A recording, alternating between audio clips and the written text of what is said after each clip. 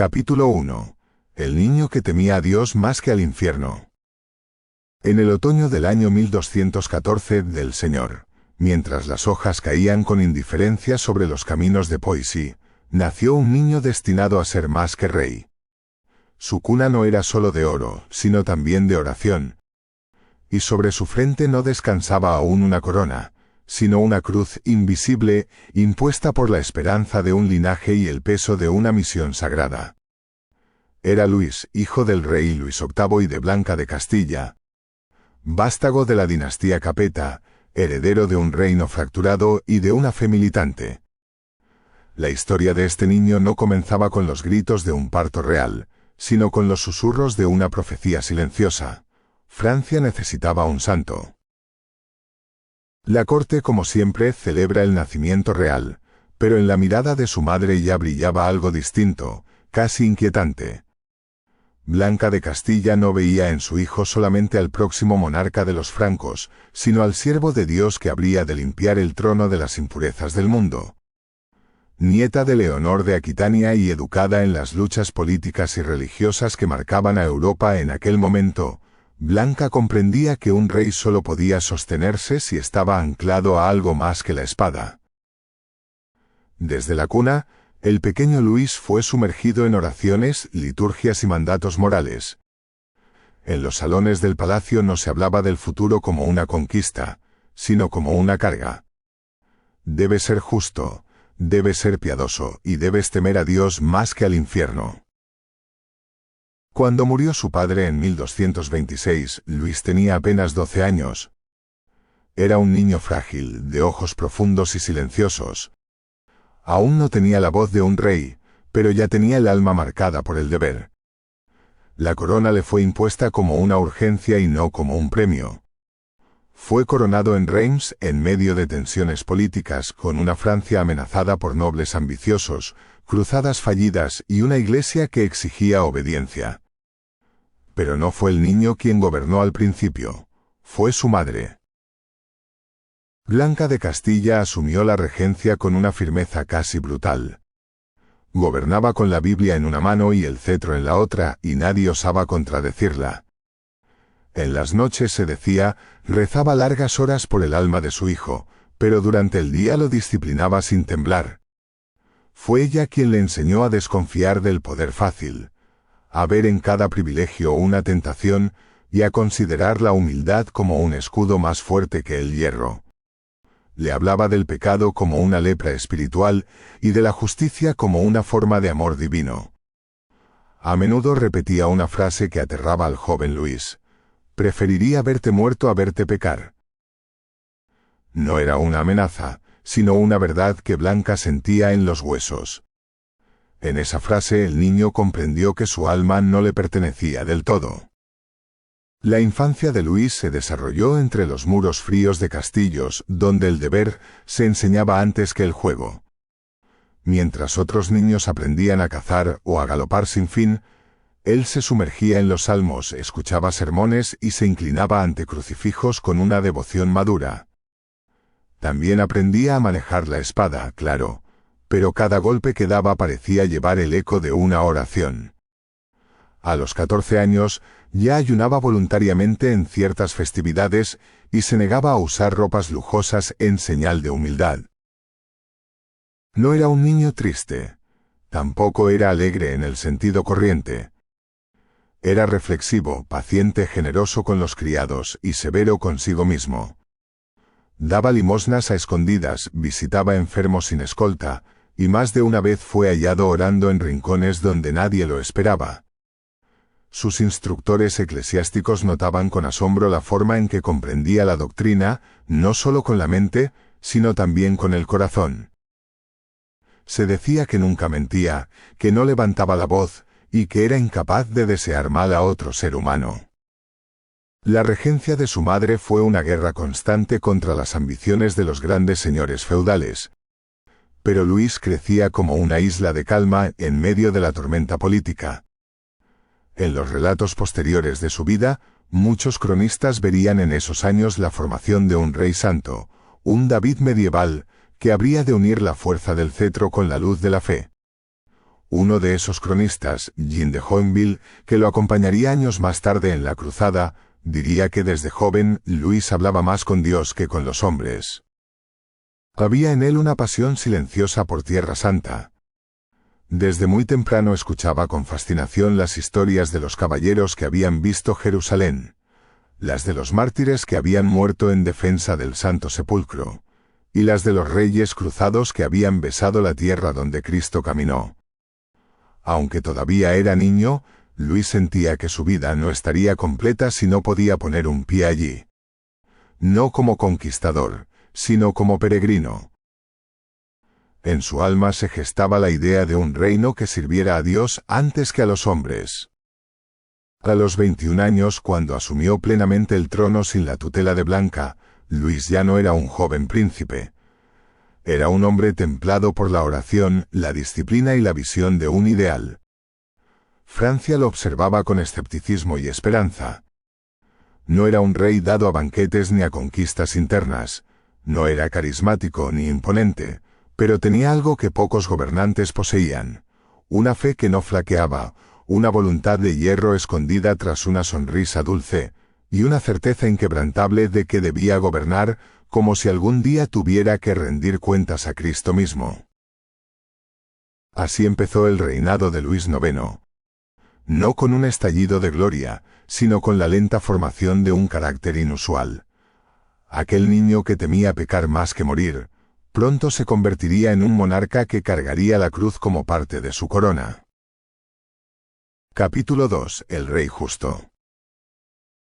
Cuando Luis tomó el control pleno del reino, ya no era el niño instruido en penitencias, ni el joven devoto moldeado por la fe de su madre. Era un rey completo. Francia estaba marcada por siglos de guerras feudales, ambiciones territoriales y pactos turbios entre la nobleza y la Iglesia. Todos observaban con atención a aquel monarca de rostro sereno y pasos medidos. No gritaba órdenes, no brillaba por gestos teatrales ni organizaba torneos para ganarse la estima de sus vasallos. Desde el primer día de su gobierno su visión del trono fue clara: no era un privilegio, sino un deber. No era un pedestal, sino un altar. El poder no lo embriagaba, lo hería. Lo usaba como se empuña una espada afilada, con temor reverente, sabiendo que cada acto de justicia podía salvar o condenar no solo a los hombres, sino al alma del rey mismo. Su corte no tardó en notar la diferencia. Donde otros monarcas se rodeaban de aduladores, Luis llamaba a teólogos. Donde otros tejían alianzas con banquetes, él tejía misericordia con acciones y decisiones. Se levantaba antes del alba para rezar, y asistía a misa 2 veces por día. Su concepción del gobierno se expresó con especial claridad en las reformas judiciales. Francia hasta entonces era un mosaico de costumbres regionales, privilegios señoriales y una justicia voluble, sometida al capricho del más fuerte. Luis comenzó a romper esa lógica. Estableció la posibilidad de apelar directamente al rey cuando la justicia local fallaba, y creó un sistema que pronto sería el germen del futuro Parlamento de París. Cada súbdito, desde el campesino hasta el conde, podía esperar encontrar una respuesta ante la majestad del rey. Porque ante Dios, decía él, todos son iguales. Visitaba personalmente a jueces corruptos y los destituía sin miramientos. Aquel sentido del deber trascendía la ley. Luis organizó patrullas para asegurar los caminos, redujo impuestos abusivos, prohibió las guerras privadas entre señores y promovió el perdón de deudas injustas. Cuando un conflicto se desataba entre nobles, él mismo intervenía como mediador, buscando siempre la reconciliación antes que la represión. Su autoridad no nacía del miedo, sino del ejemplo. Y aunque su carácter era suave, nadie dudaba de su fuerza. El respeto que inspiraba no tenía raíz en la fuerza militar, sino en la coherencia moral. No exigía obediencia, la merecía. Mientras otros reyes negociaban con Roma en busca de legitimidad o indulgencias, Luis trató al papado como a un aliado espiritual, pero nunca como a un superior político. Cuando Gregorio IX exigió ciertos tributos excesivos, el rey de Francia mantuvo la dignidad de su corona sin romper la unidad de la Iglesia. Era obediente a la fe, pero no servil. Defendía los intereses del reino sin necesidad de arrogancia. Su diplomacia era firme, sin dejar de ser cristiana. La paz era siempre su objetivo, pero no a cualquier precio. El pueblo comenzó a sentir que algo extraordinario ocurría. Bajo su reinado se construyeron hospitales, hospicios para leprosos y casas para pobres y viudas. Él mismo aportaba recursos y con frecuencia supervisaba las obras sin anunciarse. En varias ocasiones fue visto atendiendo personalmente a enfermos, lavando sus heridas o alimentándolos con sus propias manos. No lo hacía para ser visto, sino porque creía que ese era el deber de un rey ante los ojos de Cristo. La caridad, para Luis, no era una virtud opcional, sino una obligación inherente al poder. Si Dios le había confiado el gobierno de almas y cuerpos, entonces también debía arrodillarse ante el dolor humano, al igual que lo hacía ante el altar. Todo esto no lo volvía ingenuo, sabía que el mundo era ciego a menudo y cruel por costumbre. Sabía que los mismos nobles que lo elogiaban buscaban a escondidas proteger sus privilegios, pero no se endurecía. Prefería persuadir que castigar. Prefería educar que destruir. Creía en el tiempo, en la paciencia y en la fuerza silenciosa de un ejemplo constante. Era, sin duda, un gobernante más temido por su integridad que por sus ejércitos. Con los años, su figura empezó a adquirir una dimensión casi mítica. Se hablaba del Rey Santo, no por milagros ni por visiones, sino por la coherencia entre su vida pública y su alma privada. Era el mismo en la capilla y en el consejo, en la plaza y en el palacio. Su rostro era delgado, casi ascético, pero su mirada irradiaba una firmeza que inspiraba confianza. No buscaba la gloria, pero la gloria comenzó a buscarlo a él. Y aunque su reinado trajo orden y justicia, Luis sentía que aún no había cumplido del todo su deber. A medida que los años avanzaban, el rey comenzó a mirar hacia Oriente. Los relatos de Jerusalén, los lamentos de los peregrinos y las noticias de que los lugares santos estaban nuevamente en manos del Islam, despertaban en él una inquietud espiritual que no lograba calmar. Francia era su deber, pero Jerusalén era su promesa. En su interior, Luis sabía que aún le quedaba una batalla por librar, no una guerra por tierras, sino por el alma de la cristiandad. Capítulo 3. La cruz y la corona. En el invierno de 1244 el rey cayó gravemente enfermo. Se pensó que moriría. Los médicos agotaron sus recursos, los clérigos rezaban sin cesar, y los cortesanos se preparaban para una posible sucesión. Durante días, Luis permaneció inmóvil, febril y suspendido entre dos mundos. Fue entonces, en ese umbral invisible entre la vida y la muerte, que hizo su voto. Si Dios lo salvaba, juraba tomar la cruz y marchar a Tierra Santa, no como un conquistador, sino como un penitente armado. La promesa no era solo de carne y sangre, era el alma del rey entregándose a un destino mayor que su corona. Cuando se recuperó, no hubo marcha atrás. La corte se sobresaltó. Los nobles murmuraban entre temores y escepticismo. Los obispos debatían en voz baja, y el pueblo, aún conmovido por la salvación de su rey, se dividía entre la fe y el miedo. Pero Luis ya no les pertenecía del todo. Había entregado su voluntad a una causa que lo trascendía. En el año 1248, después de 4 años de preparación meticulosa, la séptima cruzada fue finalmente lanzada.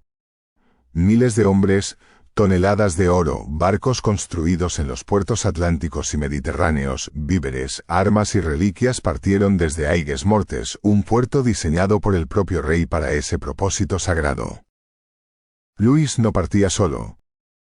Lo acompañaban su esposa Margarita de Provenza, varios de sus hermanos, nobles y clérigos, y un ejército movido tanto por la fe como por la ambición. Pero el alma del viaje era otra, un fervor que rozaba lo místico, un anhelo de redención colectiva y una esperanza que veía en la cruzada el cumplimiento de las antiguas profecías. En los campamentos se hablaba de la reconquista de Jerusalén, de un nuevo reino cristiano en Oriente y de la gloria eterna. Luis, en cambio, hablaba poco. Su mirada estaba fija más allá del mar, más allá de las palabras y más allá incluso de la victoria. La ciudad portuaria de Damieta, en la costa de Egipto, cayó sin gran resistencia. El entusiasmo estalló, se creyó que Dios estaba abriendo el camino. Egipto, considerado la llave para liberar Tierra Santa, parecía al alcance de la mano. Pero pronto, el terreno mismo comenzó a volverse enemigo. Avanzaron hacia el interior por el delta del Nilo. Las aguas turbias y traicioneras ocultaban trampas invisibles. El clima era abrasador. Las enfermedades brotaban entre los soldados y la logística se hacía imposible. Lo que había empezado como una marcha triunfal se convirtió en una lenta agonía. La gran prueba llegó en Mansura, ciudad fortificada en el corazón de Egipto. Luis y su ejército se vieron atrapados en un laberinto de canales, emboscadas y desinformación. Su hermano, Roberto de Artois, impaciente de victorias, se adelantó con sus tropas y fue masacrado. La batalla se volvió un caos. El ejército cristiano, debilitado por el hambre y la disentería, luchaba con bravura, pero era como si el aire mismo estuviera en contra. En medio del barro y la sangre, Luis combatía con su armadura completa, espada en mano y cubierto de polvo. No retrocedía, no gritaba, no ordenaba con furia. Se mantenía firme, como si resistir fuera ya una forma de victoria. La derrota fue total. Los cruzados supervivientes fueron capturados o murieron en retirada. Luis, debilitado, enfermo y rodeado, fue tomado prisionero por los mamelucos. Por primera vez en la historia de las cruzadas, un rey cristiano estaba en manos del enemigo, pero lo que siguió no fue la humillación, fue algo inesperado. Luis, aún cubierto con cadenas, imponía respeto. No lloraba, no suplicaba, rezaba. Agradecía a Dios por seguir vivo. Su conducta desconcertó incluso a sus captores. Uno de ellos diría más tarde que era más rey en prisión que en el trono. El rescate fue acordado tras difíciles negociaciones. Luis aceptó pagar una suma descomunal y devolver Damieta. Podía haber regresado a Francia y reconstruir su poder desde el consuelo del trono, pero eligió quedarse en Oriente. Pasó 4 años en Acre, no como caudillo ni como estratega, sino como servidor. Reconstruyó fortalezas, organizó la vida de los cristianos en Tierra Santa, cuidó a los huérfanos de la cruzada fallida, asistió a los enfermos y consoló a los vencidos. En ese tiempo su figura dejó de pertenecer al reino de los hombres y empezó a pertenecer al de los símbolos. No recuperó Jerusalén, no volvió con gloria militar ni con reliquias sagradas. Volvió con el rostro más delgado y el cuerpo más frágil, pero con la fe más fuerte. Traía consigo algo que pocos reyes habían logrado. El aura de un hombre que había tocado el abismo sin perder la luz. Su cruzada no fue una victoria terrenal, pero fue una consagración interior. Para muchos, Luis volvió derrotado, para otros había vuelto como un mártir vivo.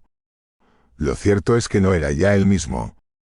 Su reinado no volvería a centrarse solo en la justicia, sino en preparar poco a poco el alma de un pueblo para algo más grande que la historia misma. Capítulo 4. El reino de Dios en la tierra. Cuando Luis regresó a Francia en 1254, no era el mismo hombre que había partido una década antes.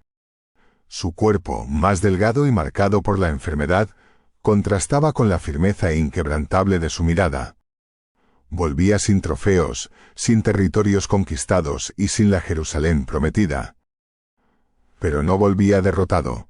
Volvía con una resolución que no dependía del acero ni del poder terrenal. Volvía con la certeza de que la cruz debía clavarse en el corazón de su propio reino, antes de volver a empuñarla en tierra extranjera.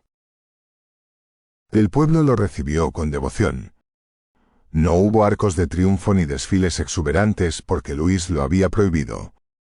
No deseaba celebraciones, deseaba redención. En su mente el retorno no era una llegada, sino una continuidad. Francia no era un fin, sino un campo donde la justicia debía florecer como en los evangelios. Había visto la muerte, la traición y el dolor humano en su forma más cruda. Había sentido en el cautiverio que el verdadero infierno no era la derrota, sino el olvido de Dios. Por eso su regreso era el inicio de un nuevo tipo de cruzada, sin espadas y sin caballos, pero no menos sagrada. En el palacio de Saint-Germain, la corte se transformó. Lo que antes era escenario de fiestas y juegos cortesanos, se convirtió en un lugar de silencio, estudio y oración. Luis vivía con austeridad monástica. Rechazaba la ropa lujosa, evitaba banquetes excesivos y pasaba largas horas en capillas donde los vitrales proyectaban luces temblorosas sobre su rostro absorto. A su alrededor, nobles y sirvientes comenzaron a adoptar hábitos más sobrios. No por obligación, sino por contagio moral. El rey no ordenaba, inspiraba. En los pasillos se cruzaban teólogos con mendigos, juristas con monjes y poetas con pobres. La corte de Francia era ahora una Jerusalén imaginada. Pero Luis no se encerró en la mística. Comprendía que sin leyes justas, la fe se convierte en consuelo inútil. Reanudó su labor como reformador con una lucidez asombrosa. Codificó normas, ordenó la recopilación de costumbres locales y prohibió el juicio por combate. Una herencia bárbara que ofendía su sentido de justicia. También reforzó el papel del Parlamento de París como Tribunal Supremo. Su obsesión era clara: que ningún campesino, por más humilde que fuese, se sintiera abandonado ante los abusos de un noble. Que la ley no protegiera solo al poderoso, sino también al inocente. Uno de los momentos más simbólicos de su reinado ocurrió cuando intervino personalmente en un caso de injusticia flagrante. Un señor feudal había despojado a varios labradores de sus tierras bajo pretexto de antiguas deudas. Luis ordenó la restitución inmediata, no por razones económicas, sino por principio moral. El pueblo comprendió que el rey era más que un legislador, era el espejo de una conciencia superior. Y aunque muchos lo admiraban, no todos lo entendían.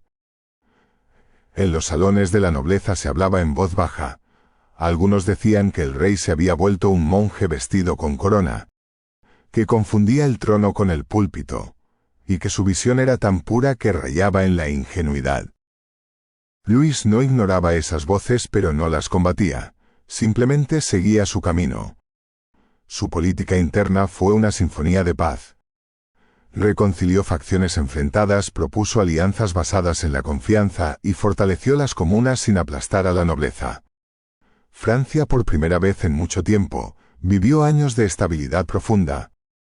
La tierra florecía, los caminos eran seguros y el comercio crecía.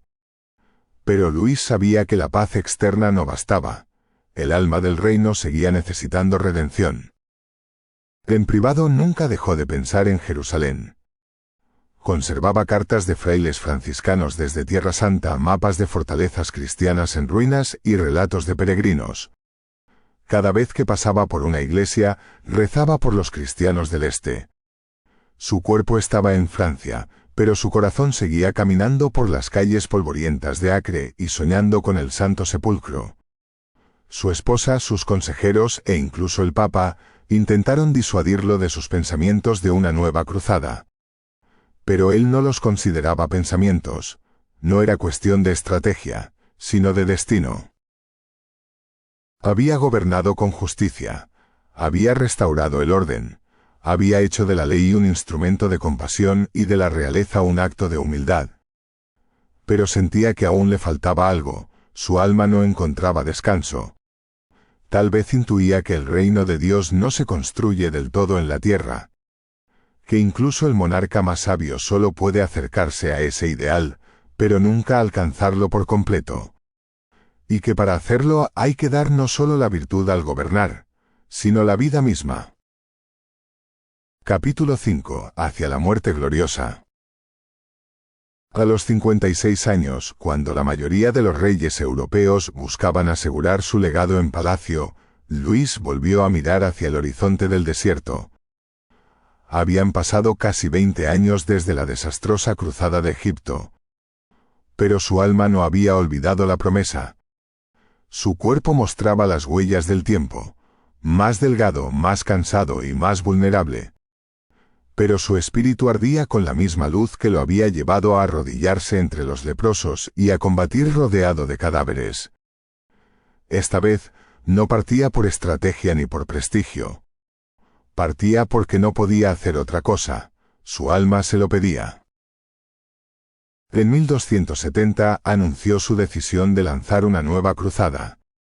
El destino no sería directamente Jerusalén, sino Túnez. Se decía que el sultán de Túnez podría estar abierto a la conversión. Era un argumento diplomático, pero para Luis era algo más profundo. Cada paso hacia el sur era un paso hacia el cumplimiento de una deuda espiritual. Muchos de sus consejeros le suplicaron que no fuera. Estaba enfermo, Francia necesitaba estabilidad, y sus hijos aún eran jóvenes. Pero él ya no caminaba como rey, caminaba como peregrino. Partió con varios de sus hijos, entre ellos su heredero Felipe y una comitiva que mezclaba soldados, sacerdotes y cortesanos. El desembarco en Túnez fue como una señal oscura desde el principio. El sol caía como una maldición. El aire era denso y estaba cargado de una humedad que parecía cortar la respiración. Las provisiones escaseaban. No había guerra declarada ni batalla abierta. Solo una espera agonizante en un campo plagado de insectos, aguas infectadas y cuerpos debilitados. Pronto estallaron las enfermedades. Disentería, fiebres y agotamiento. El ejército cristiano se deshacía sin que una sola espada enemiga se alzara. Luis no se ocultó. Caminaba entre las tiendas atendiendo a los enfermos, rezando con los moribundos y enviando mensajes de aliento que ya no tenían la energía de antes. Su cuerpo no resistió. La fiebre lo alcanzó. El rey cayó. No luchó contra la enfermedad como un guerrero que se resiste, sino como un monje que acepta el final con la cabeza inclinada. Pidió ser colocado sobre un lecho de ceniza, como los penitentes de antaño. En sus últimas horas no pensó en coronas ni en conquistas, pensó en Jerusalén. En los pobres de su reino, en sus hijos, pronunció salmos en voz baja, como si su lengua quisiera aferrarse a las últimas palabras sagradas, antes de que el silencio eterno lo cubriera. Murió el 25 de agosto de 1270. No en un castillo, sino en una tienda. No rodeado de obispos ricamente vestidos, sino de enfermos soldados exhaustos, y el murmullo de las olas en la costa africana. Su muerte fue más poderosa que cualquier victoria. Cuando la noticia llegó a Europa, no se habló de derrota, se habló de santidad. Los reinos cristianos se conmovieron, incluso sus enemigos musulmanes reconocieron su dignidad. El rey que había sido capturado años antes en Egipto, el rey que lavaba los pies a los pobres y el rey que juzgaba con justicia, había muerto como un santo. Francia entró en luto. No solo había perdido a su soberano, había perdido a un padre, a un pastor y a una luz que los guiaba. Sus restos fueron trasladados a Francia, multitudes lo acompañaron en su viaje final. En Saint-Denis fue enterrado junto a los reyes de su estirpe, pero su sepulcro no fue solo un símbolo dinástico. Fue un altar. Muy pronto comenzaron las peregrinaciones, el pueblo lo llamaba San Luis mucho antes de que la Iglesia lo canonizara. No por milagros, no por reliquias. El pueblo lo amaba por coherencia. Por haber vivido como predicaba. Por haber gobernado con misericordia y firmeza. Por haber amado a Dios más que al poder, y por haber entregado su vida, no por gloria sino por fe. Luis no murió en Jerusalén, pero su alma había llegado allí mucho antes. Su cuerpo cayó en Túnez, pero su figura se elevó en la memoria de la cristiandad, como el modelo de un rey imposible. Justo, humilde, piadoso y fiel hasta la muerte. Fue el último de una estirpe que creyó que gobernar era servir. Que reinar era custodiar las almas y que la cruz no era un estandarte de guerra, sino una promesa de eternidad. Capítulo 6. El último caballero de Dios. Cuando Luis murió en las costas de Túnez, no dejó un imperio, ni una línea de victorias militares para que los cronistas cantaran sus hazañas. Dejó algo más duradero, el ejemplo. Su muerte no fue el ocaso de un rey, sino el nacimiento de un símbolo. La noticia cruzó el Mediterráneo y se esparció por Europa como una llama encendida en la penumbra de los tiempos. La tumba real de Saint-Denis, donde yacen los monarcas de Francia, recibió su cuerpo con solemnidad. Pero fue en los caminos rurales, en las pequeñas capillas y en los rezos murmurados por campesinos y soldados donde comenzó a forjarse la leyenda. Su nombre se convirtió en plegaria. Las madres invocaban su protección para sus hijos. Los jueces lo citaban como ejemplo de imparcialidad y los reyes lo veneraban como patrón. No por milagros, sino por la perfección moral de su vida. En 1297, el Papa Bonifacio VIII lo canonizó oficialmente. Luis no fue elevado al santoral por lo extraordinario, sino por lo cotidiano. Gobernó sin buscar la gloria, amó sin esperar gratitud y sirvió sin ansiar el poder. Esa coherencia es la que lo convirtió en un arquetipo. A partir de él, la idea del rey cristiano dejó de ser una fórmula teológica para convertirse en un estándar espiritual. Su figura alimentó sermones, inspiró a monarcas, y fue pintada en vitrales y manuscritos como la encarnación de la justicia divina sobre la tierra. En las universidades nacientes, los juristas lo estudiaban no solo como legislador, sino como modelo de integridad. Para los moralistas era el equilibrio perfecto entre poder y virtud. Pero con él también se cerró una época. Su vida marcó el último resplandor de una idea que empezaba a desvanecerse. Luis fue el último gran monarca medieval que vivió la cruzada no como estrategia, sino como vocación. El último que convirtió el gobierno en una forma de penitencia, el trono en altar y el poder en sacrificio. Tras su muerte, Europa entró en otros tiempos. La política comenzó a separarse de la teología. Los estados empezaron a estructurarse con lógica administrativa, y los reyes cada vez más buscaron la eficacia antes que la santidad. Las cruzadas llegaron a su fin. La fe se transformó. Los reinos crecieron en complejidad y el modelo de Luis IX empezó a parecer una reliquia admirable, pero inalcanzable. Algunos lo vieron como un idealista fuera de su tiempo. Un rey que confundió el evangelio con la política. Otros, como el último rey que comprendió que gobernar es cargar la cruz de los demás.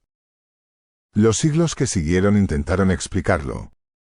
Los historiadores lo analizaron. Los filósofos lo interpretaron, y la Iglesia lo propuso como modelo. Pero en el fondo la figura de San Luis no necesita defensa, porque su fuerza está en la evidencia serena de sus actos. Fue justo sin fanatismo, piadoso sin ostentación, y fuerte sin crueldad. Murió lejos de su patria, sin ver Jerusalén liberada, y sin ver coronado su sueño. Pero en ese fracaso terrenal alcanzó su victoria eterna. Su nombre quedó grabado en los muros de iglesias, en las memorias de reyes y en los libros de historia. Pero más allá de todo eso, quedó en la conciencia de quienes aún creen que el poder puede ser digno, que la fe puede ser fuerza y que la justicia puede vivirse sin aplausos. Luis fue el último caballero de Dios. No porque empuñara una espada, sino porque vivió como si cada gesto contara, ante los ojos del Creador.